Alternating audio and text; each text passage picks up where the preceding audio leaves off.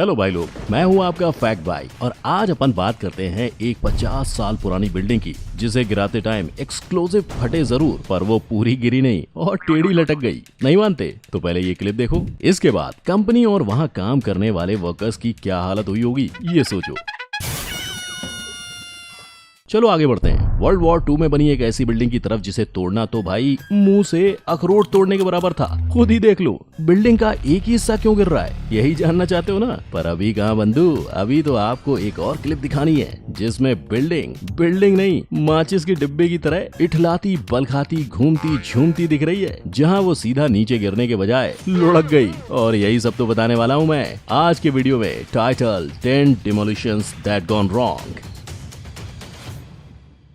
Number 1, Australian beer company. Building गिराते हुए नजर आई जेसीबी, क्या है पूरा माजरा। तो आपकी जानकारी के लिए बता दूं कि हाँ, ये वही जेसीबी वाली बिल्डिंग है जिसका नाम ऑस्ट्रेलियन बियर कंपनी है। ये बिल्डिंग कुछ ऐसे गिरी कि इसको देखकर सारी दुनिया हैरान रह गई। जहाँ सबसे पहले इस बिल्डिंग को गिराने के लिए जब इसमें एक्सप्लोसिव को लगाया गया तो बिल्डिंग की मजबूती ने धोखा दे दिया और जमीन पर सीधे गिरने के बजाय ये बिल्डिंग टेढ़ी हो गई, कुछ ऐसे। भाई एक्सप्लोजिव के फटने के बाद 50 साल पुरानी ये बिल्डिंग जैसे लटकी है ना, इसने डेमोलिशन कंपनी के प्रोजेक्ट को भी ऐसे ही लटकाया था। लेकिन यार काम तो देखो, जो भी हो उसको पूरा करना जरूरी होता है। बस यही सोचकर कंपनी ने लाखों करोड़ों डॉलर से जेसीबी की मदद ली और फिर इस बिल्डिंग को वापस गिराने का फैसला लिया।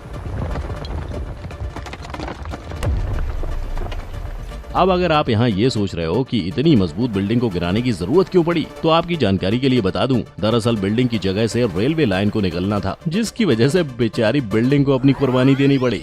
नंबर 2, डैनिश सिलो।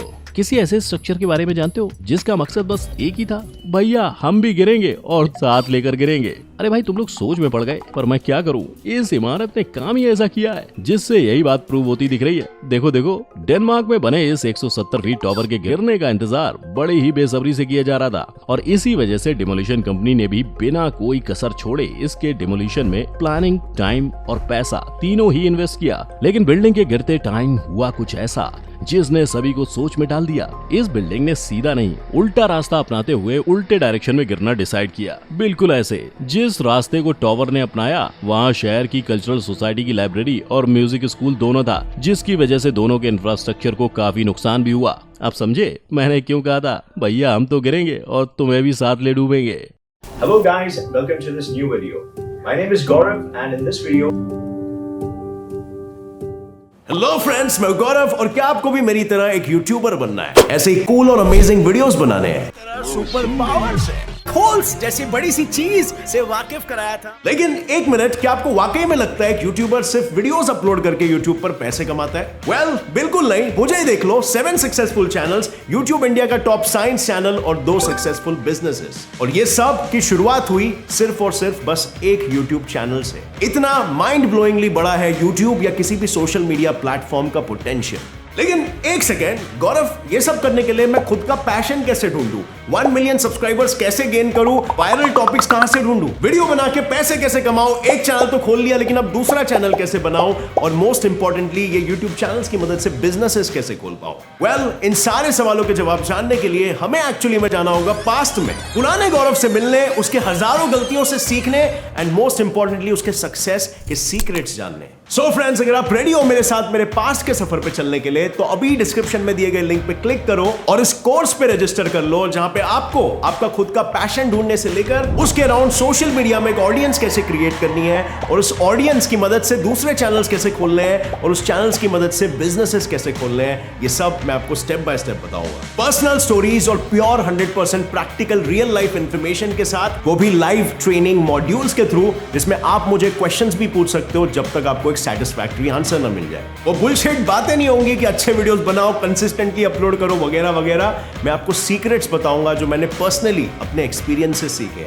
मतलब जैसे एमकॉम मास्टर ऑफ कॉमर्स है, एमएससी मास्टर ऑफ साइंस है, वैसे ही सिर्फ 2000 रुपए में आप मास्टर ऑफ यूट्यूब बन जाओगे। अब फ्रेंड्स, वैसे तो इस कोर्स की रियल वैल्यू 20,000 रुपीज है, क्योंकि आपकी लाइफ तक चेंज कर सकता है, बट ज्यादा लोगों तक पहुंचे इसलिए हम ये सिर्फ 2000 में ऑफर कर रहे हैं। So click on the link in the description below and let's get set fly your career. Number 3, Saint Petersburg sports and concert complex. Well, ये किसी मूवी की कहानी नहीं है, बल्कि ये रियल लाइफ डेमोलिशन की कहानी है, जिसे एक्सीडेंट में कन्वर्ट होने में सिर्फ कुछ घंटों का वक्त लगा। जहां ये हादसा Saint Petersburg sports and concert complex में हुआ था। अब लाखों लोगों को एंटरटेन करने वाली इस बड़ी जगह को डेमोलिश करना कोई इजी टास्क तो था नहीं, बस इसीलिए बॉम्ब्स और बारूद का इस्तेमाल किया गया। लेकिन कॉम्प्लेक्स की बुनियाद इतनी मजबूत थी कि टाइम बॉम्ब्स भी उसका कुछ नहीं उखाड़ पाई। बस इसीलिए डेमोलिशन कंपनी ने अपने वर्कर्स को उसको तोड़ने में लगा दिया। लेकिन इसके बाद कुछ ऐसा हुआ जिसने सभी के होश उड़ा दिए, क्योंकि इसके बारे में ना कंपनी के पास कोई जानकारी थी और ना उसके लिए काम करने वाले वर्कर्स के पास कोई जानकारी थी।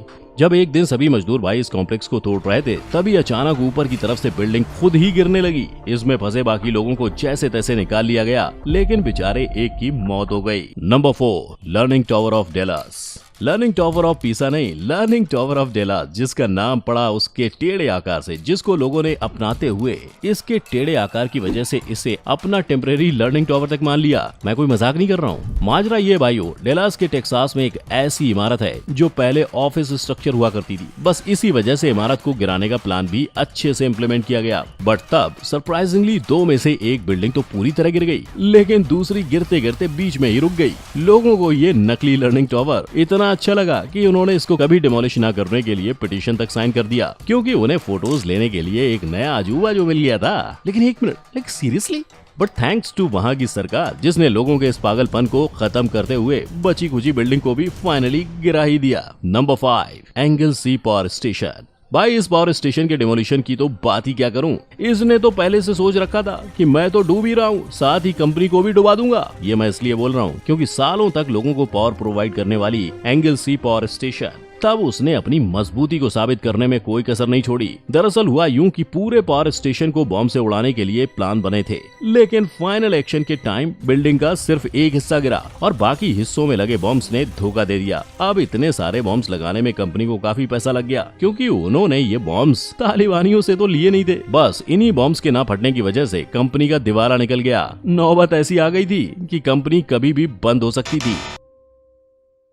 Number 6, Liverpool apartment. सस्ता घर देने के मकसद से बनी बिल्डिंग तो इजीली तोड़ी जा सकती है, लेकिन कैसा हो? अगर मैं आपको कहूं कि नहीं, हर केस में ये सही नहीं हो सकता। पहले सुन लो, फिर डिसाइड करना। वर्ल्ड वॉर 2 में बनाई गई एक नॉर्मल सी रेजिडेंशियल बिल्डिंग लोगों की नींद उड़ा देगी, ये किसी ने सोचा तक नहीं था। मेरा मतलब ये एक ऐसी बिल्डिंग है जिसका नाम लिवरपूल अपार्टमेंट है, जिसको बनाने का मकसद था वर्ल्ड वॉर 2 के बाद पैसों की तंगी से जूझ रहे लोगों को सस्ता और टिकाऊ घर देना। लेकिन फ्यूचर में उस सस्ते बिल्डिंग का टूटना इतनी मेहनत का काम होगा, ये कोई नहीं जानता था। आप खुद ही देख लीजिए।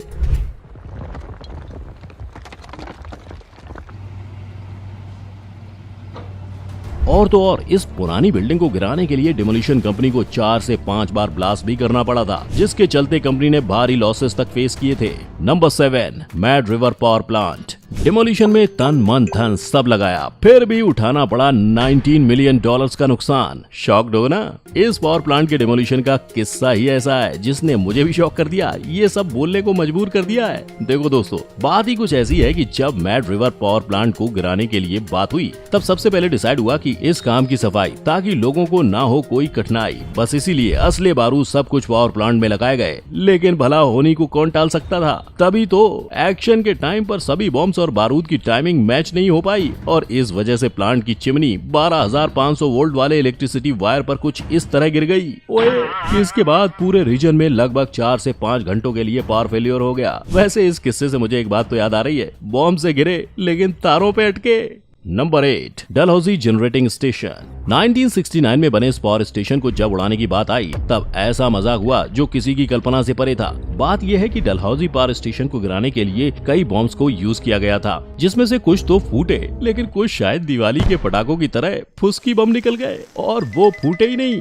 लाइक लिटरली, इतनी बड़ी कंपनी और ऐसी बेवकूफी। भाई, इससे ज्यादा सावधान होके तो मैं दिवाली के पटाखे लेता हूँ। मजाक छोड़ो, इस बात पे अगर वहाँ रहने वाले लोगों की माने तो कुछ बॉम्ब्स के नहीं फूटने का रीजन वहाँ मौजूद कोई जादुई शक्तियाँ हैं। लेकिन मेरे हिसाब से तो भाई ये गलत है। तुम कंपनी की गलती का पिटारा किसी ब्लैक मैजिक के सर नहीं फोड़ सकते। क्यों?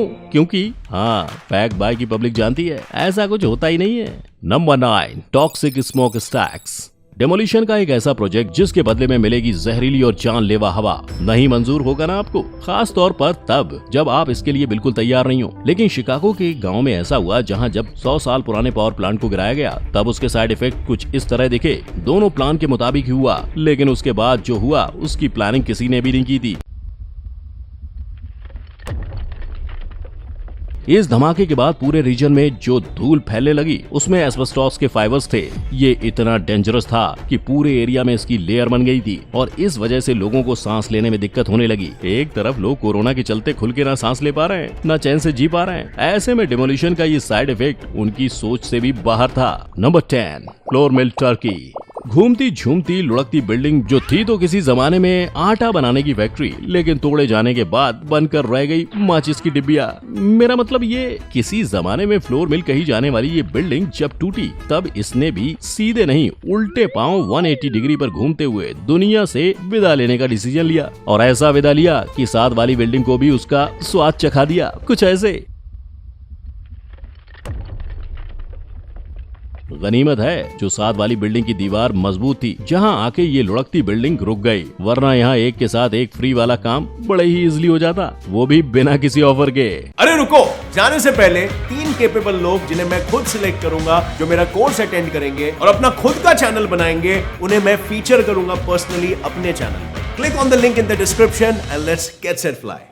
गाइस, इन सभी स्ट्रक्चर्स में एक बात बहुत ही कॉमन थी और वो थी उनका कंस्ट्रक्शन। कई साल पहले बने इन स्ट्रक्चर्स को तोड़ना इतना डिफिकल्ट था कि भाई इनके साथ दूसरे स्ट्रक्चर्स भी टूटने फूटने लगे थे। लेकिन सीरियसली देखो यार, मैं तो बस यही बोलूंगा कि ऐसे और अनबिलीवेबल ज्ञान के लिए आप लोग फटाक से हमारे चैनल को सब्सक्राइब कर दो, कोई अपडेट मिस ना हो जाए, इसलिए बेल आइकन भी हिट कर दो यार। और अगर किसी भी स्ट्रक्चर के टूटने से दुख हुआ हो तो प्लीज वो भी कमेंट करके बता दो। फिर होगी मुलाकात एक नई वीडियो के साथ। जय हिंद।